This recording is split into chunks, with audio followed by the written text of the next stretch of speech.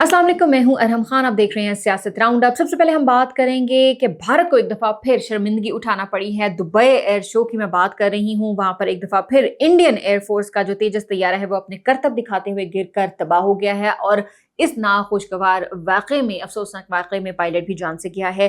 कुछ दिन पहले भी हमने आपको बताया था कि दुबई एयर शो ही था, तेजस तैयारा था जिसका ऑयल लीक हुआ था। दुनिया में हेडलाइंस बनी थी, पूरी दुनिया ने देखा था क्या हो रहा है, लेकिन अगर किसी ने नहीं देखा और नजरअंदाज किया तो वो इंडियन अथॉरिटीज थी और आज उनको इसका खुमियाजा जो है वो भुगतना पड़ा है। ये इंडिया 1983 से मकामी तौर पर तेजस तैयारा बना रहा है। सिंगल इंजन ये है और 50% से ज़्यादा के जो हिस्से हैं वो इंडिया में ही इसके तैयार किए जाते हैं। और अब कहा जा रहा है कि जो वाक़या पेश आया है, तेजस तैयारा जो गिरा है उसकी इंक्वायरी भी शुरू कर दी गई है। इंडिया बातें तो बहुत बड़ी बड़ी करता है लेकिन गलतियां उससे भी ज़्यादा बड़ी बड़ी होती हैं। जो सोशल मीडिया सार्फिन हैं इंडियंस, वो बहुत ज़्यादा क्रिटिसाइज़ कर रही हैं और एयर चीफ का रेजिग्नेशन का मुतालबा किया जा रहा है। इसके अलावा ये भी कहा जा रहा है कुछ सार्फिन की तरफ से कि ये पूरी दुनिया में इंडिया के लिए तौहीन का सबब बना है और कुछ ने तो पायलट्स की जो ट्रेनिंग है उसके ऊपर भी सवाल उठाया है। दुबई एयर शो की बात करें तो ये पहली दफ़ा हुआ है कि ऐसा कोई नाखुशगवार वाक़या पेश आया है।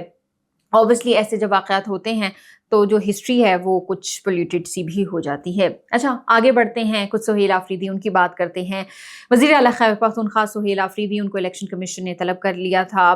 कोड ऑफ कंडक्ट की खिलाफ वर्जी करने पर हवेलियाँ जलसा था, उसके अंदर उन्होंने कुछ धमकियाँ भी दी थी। उस हवाले से उनको जो है ना वो इलेक्शन कमीशन ने तलब किया हुआ था, लेकिन वो इलेक्शन कमीशन में पेश नहीं हुए और उन्होंने अपने वकील अली बुखारी को वहां पर भेज दिया और उनके जरिए उन्होंने इलेक्शन कमीशन को आगाह किया कि वो एक इंपॉर्टेंट मीटिंग में मसरूफ हैं, इसलिए वो वहां पर नहीं आ सकते। इलेक्शन कमीशन उनकी तरफ से भी एक सख्त जो है वो रिएक्शन सामने आया और उन्होंने कहा है कि हम इंटरिम ऑर्डर जरूर जारी करेंगे और ये जो रवैया है, ये जो एटीट्यूड है, ये नाकाबिले बर्दाश्त है। और अब ये भी इतलात हैं कि सुहेल आफरीदी उन्होंने पेशावर हाई कोर्ट से इस मामले पर रुजू भी कर लिया है। अब थोड़ा सा सीएम खैबर पख्तूनख्वा उन्हीं की बात कर रहे हैं तो इसी को थोड़ा सा आगे लेके चलते हैं। एक और खबर आपके साथ शेयर करते हैं कि वज़ीर आला खैबर पख्तूनख्वा, उनकी इमरान खान से तो अभी तक मुलाकात नहीं हुई। बहुत ज़्यादा वो मुतहरिक ज़रूर हमें नज़र आए, कई दफ़ा वो वहाँ पर गए, लेकिन अब ये हुआ है कि इमरान खान की जो बहनें हैं उनकी जानिब से जो सुहेल आफरीदी है उनकी जानिब से कहा गया कि अडयाला जेल के बाहर उनके ऊपर जो जो रवैया पुलिस की जानिब से इख्तियार किया गया, तशद्दुद भी हुआ और एक जो माहौल वहाँ पर नाखुशगवार सा बना, तो उस हवाले से सुहेल आफरीदी ने वज़ीर आला पंजाब मरियम नवाज़ उनको ख़त लिखा है और उस ख़त में कहा है कि अदालती अहकामात के बावजूद जो ख़वातीन हैं उनको रोका जा रहा है और ये अदालती अहकामात की खिलाफ वर्जी हैं। ऐसी चीज़ें सामने नहीं आनी चाहिए और उन्होंने ये भी कहा है कि ऐसी किसी सूरत हाल को वो कबूल भी नहीं करेंगे। साथ ही उन्होंने पंजाब हुकूमत से उम्मीद भी जाहिर की है कि मुलाकातें भी करवाई जाएंगी और ना सिर्फ मुलाकातें करवाई जाएंगी बल्कि खुशगवार माहौल में तमाम तर जो सूरत हाल है ना वो होगी। और जिस तरह से अभी कुछ दिन पहले जो वाक़या अडयाला जेल के बाहर हुआ, उन्होंने कहा है कि उस तरह अब दोबारा नहीं होगा।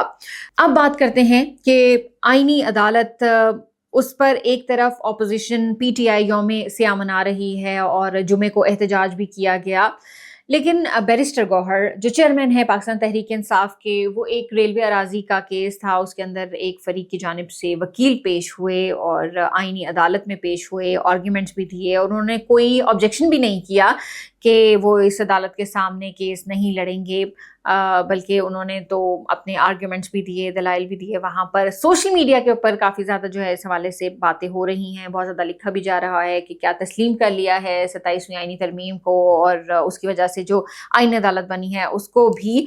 तो उस हवाले से जो चेयरमैन पीटीआई बैरिस्टर गौहर हैं उन्होंने ये कहा है कि पाकिस्तान तहरीक इंसाफ ने आईनी अदालत के बायकॉट का फैसला नहीं किया और उन्होंने कहा कि मेरी ज़ाती राय भी यही है कि आईनी अदालत का बायकॉट नहीं करना चाहिए। साथ ही बैरिस्टर गौहर ने यह भी कहा है कि मौलाना फजलुर रहमान, उनको अपोजिशन इत्तेहाद का सरबराह बनाने का कोई ऑप्शन ज़ेरे गौर नहीं है, क्योंकि कुछ दिनों पहले ये भी बातें चल रही थी कि मौलाना फजलुर रहमान उनको आना चाहिए और उनको जो है ना वो तहरीक शायद लीड करने के लिए भी कहा जाए, इस तरह की भी बहुत सारी बातें चल रही थी।